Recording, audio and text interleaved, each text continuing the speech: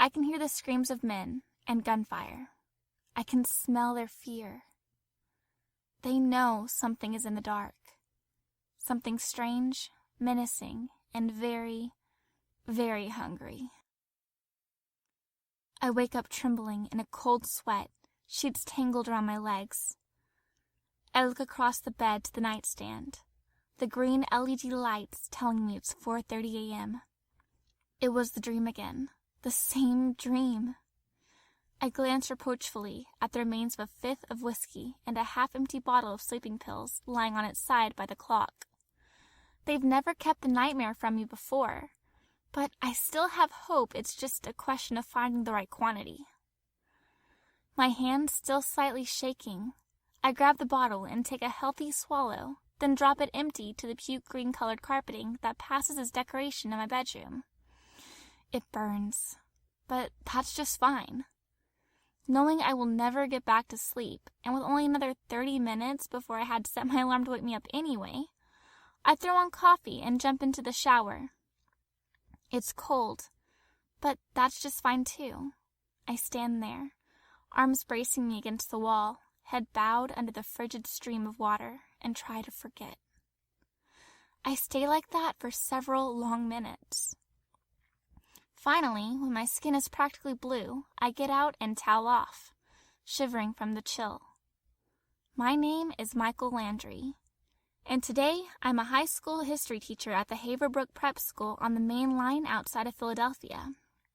The shower is just what I needed.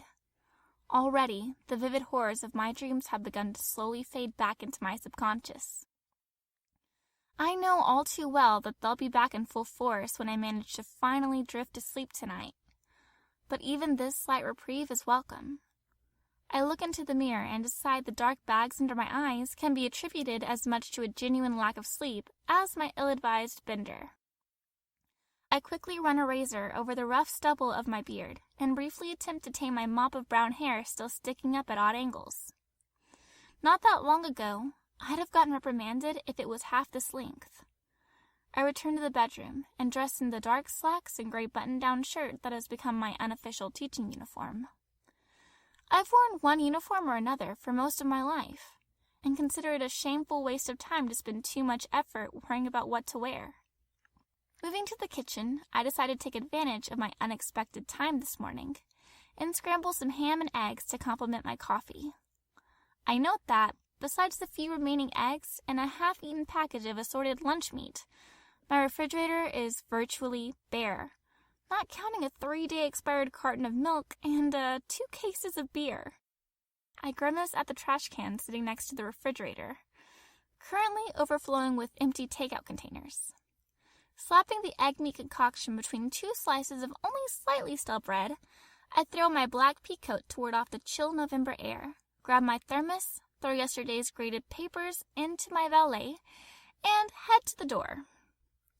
Gripping the coffee and valet under my arms and my sandwich in my mouth, I punch in my 6-digit code to my state-of-the-art security system. I step outside and fumble with my keys to work the 3 separate deadbolts securing the giant steel slab that serves as the front door to my first-floor apartment.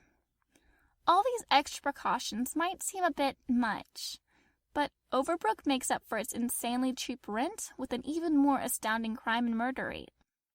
With that in mind, I probably would have considered upgrading my security, even if events 3 years ago hadn't shown me exactly how many scary things existed in this world.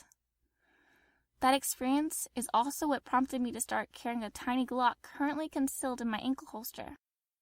I'm on good terms with Gabe Parr, the aging head of security at school, who generally shares my view on gun control. Make sure you're the one with the control of the gun. Gabe had been enlisted 20 years in the Army, just missing the tail end of Vietnam and retiring as a master sergeant following the first Gulf War. Sounding like a cross between Sam Elliott and Ernie Dumont, he is all NCO, crusty, hard-bitten, and essentially every platoon sergeant I've ever known rolled into one. Even after finding out that Haverbrook had no weapon searches to speak of, I revealed to Gabe that I carried shortly after starting the job. I reasoned his position would make him the most likely person to find my gun during the course of a normal workday. To my surprise, he was completely supportive.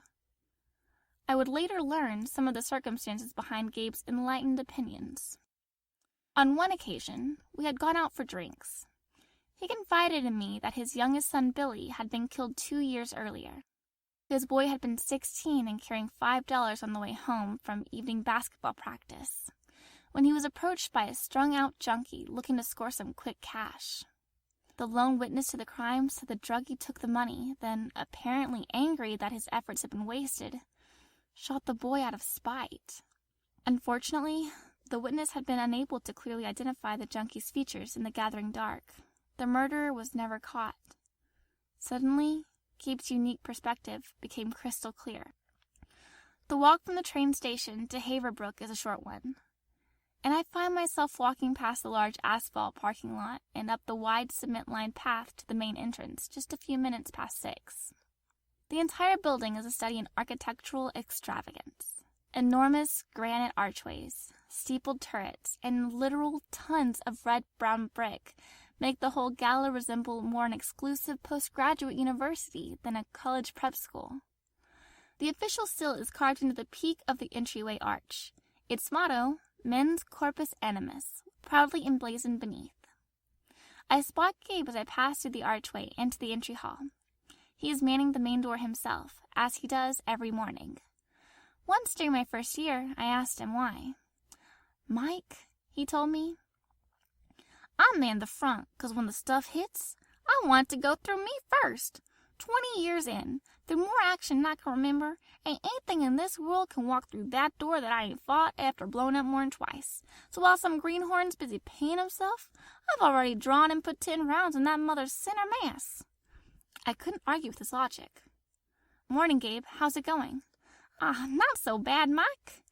Only sort of wanting to gnaw my arm off at the elbow when I woke up and saw wife number 3 this morning. Still a marked improvement over the last one."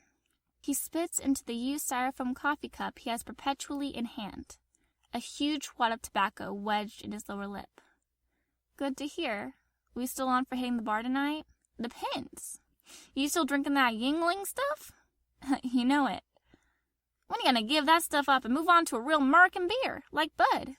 "Gabe, we've been over this 100 times. Yingling is American. It's brewed in Pennsylvania. Hey, not that I care, but didn't the dean tell you not to dip on the job anymore?" "Sure did, and I don't. Just don't any less, neither. Pick you up at 9. After receiving my discharge from the Army, I got in a pretty bad way. Chronic alcohol abuse will do that to you. I applied to Haverbrook in response to a notice that they were looking for a social studies teacher specializing in military history. I figured dropping my name into that particular hat couldn't hurt. Imagine my surprise when the school not only asked me in for an interview a few days later, but ended up offering me the job. Fortunately, only riding a slight buzz at the time, I had enough self-control to take it. Apparently, the school board saw a West Point graduate and overseas combat experience as enough to move me ahead of the dozen or so certified academics I was in direct competition with. 2 older board members with prior service experience made a case for hiring me to the other 8, stating that no one was better qualified to teach military history than someone who had actually seen combat. They argued competent professional educators would always be available, and worst case scenario, the board could fire me after a semester and hire one of them.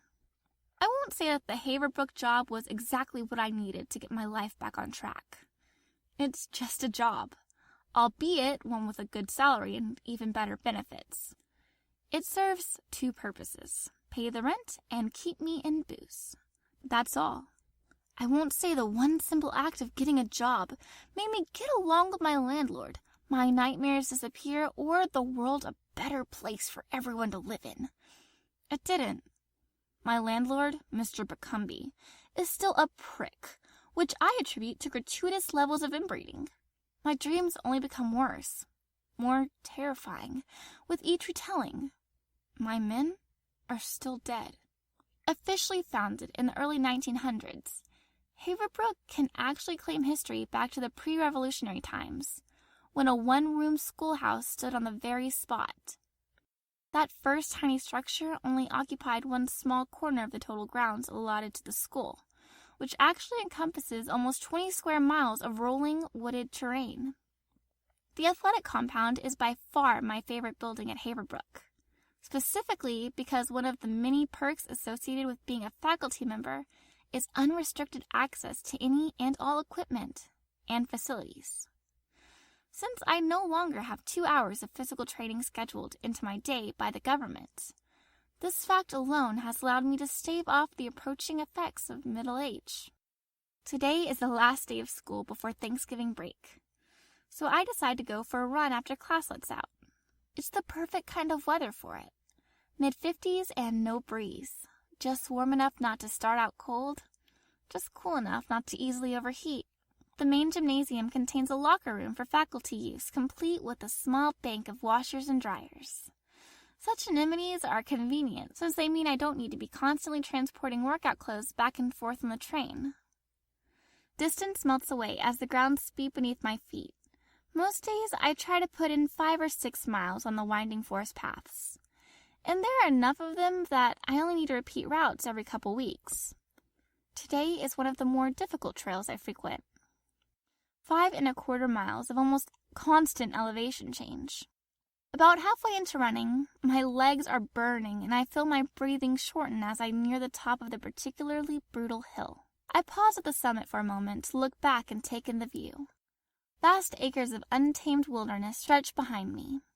The crisp snap to the air makes everything seem somehow sharper, but in doing so only extenuates the gray deadness that has insidiously leached into every aspect of the environment. Hazy, translucent clouds rise in front of a pale sun that seems a shadow of its normal self. It sets very early in the day now, and the shadows are already long. The deciduous trees that blaze like a campfire in the autumn rise up below me, now eerily foreboding in their stark nakedness.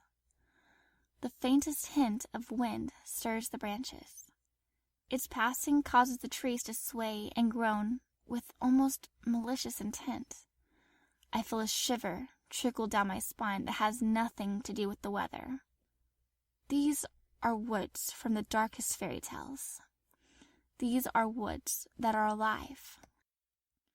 Only the distant 3rd floor of the Haverbrook Library, just peeking up over the treetops, serve as proof that I haven't been unwittingly transported through some magical doorway into a land populated by creatures terrible and unknown. Unbidden, my thoughts turn to memories of another time, another darkness, and the things I found there. Disturbed, I start running again, faster than before, the sun slipping closer to the horizon. As I descend from my vantage point back into the trees, the darkness grows rapidly deeper, the shadows thicker. This can't be right. Even in winter, the sun doesn't set this quickly, does it? Appearing out of nowhere, thick black storm clouds have replaced the wispy grayness I observed only moments before. Deep peals of thunder ride wicked through the seething black seas above. The wind, once only a faint whisper, has become a tormented scream, the death cry of a wild beast. The trees no longer sway, but thrash and buck wildly as if trying to uproot themselves from the very earth that holds them. Massive sheets of icy rain begin to pelt down from the heavens, soaking me through to the bone. Instantaneously, a mild afternoon has been replaced by a savage tempest. I fly down the hill, the storm raging about me. Branches seem to reach out to snatch at my arms. Roots and stones rise up to tangle my feet. Suddenly, an incredible blast of pain ignites my right shoulder, sending stars shooting across my eyes. I cry out, tumbling to the ground. As I roll, a jagged stump appears in my vision, too fast to avoid. Pain. Blackness.